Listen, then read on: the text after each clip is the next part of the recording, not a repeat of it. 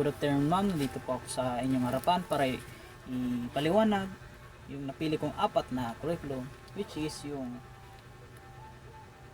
for letter A is standard based curriculum. So dito sabi ni Blattern et al. Noong 1998, so meron tatlo yung knowledge, skills, and attitudes.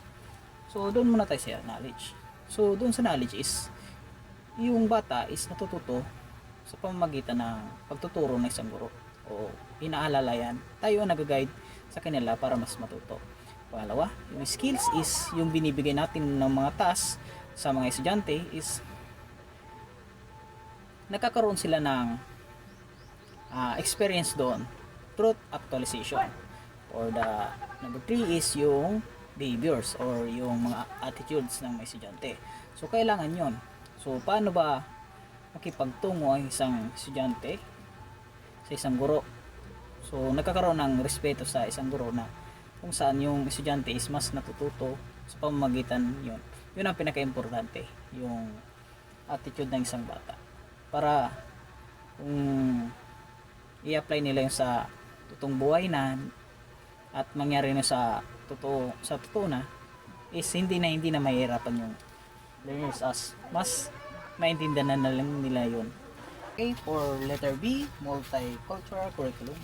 So dito, ano nga ba yung sa multicultural curriculum? So, mababanggit dito yung mga culture na kung saan yung mga history about sa pamumuhay, tradisyon, at yung mga history about sa nakalipas. So, bakit ba kailangan natin yung malaman? Siyempre, kailangan natin yung malaman kasi nga, importante yun sa bahagi ng buhay natin.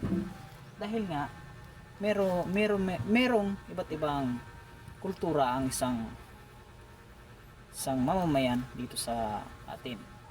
Lalong-lalo na, kailangan nyo malaman ng mga mag-aaral yung ngayon, yung sa presence, kailangan nyo malaman nila para mas maintindihan nila yung mga nangyari noon at yung mga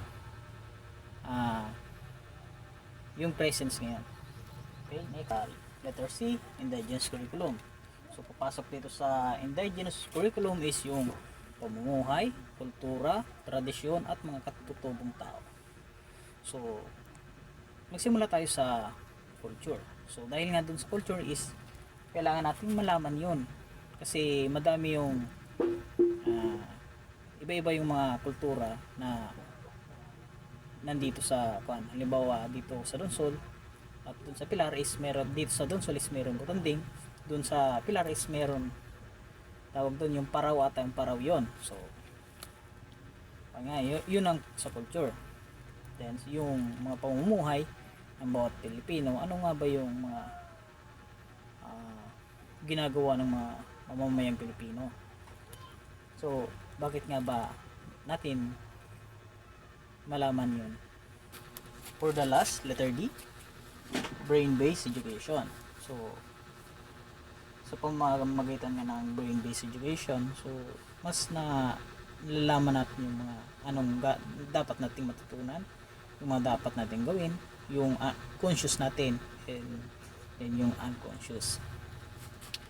Siyempre, nagpo-proseso yung utak natin para matuto.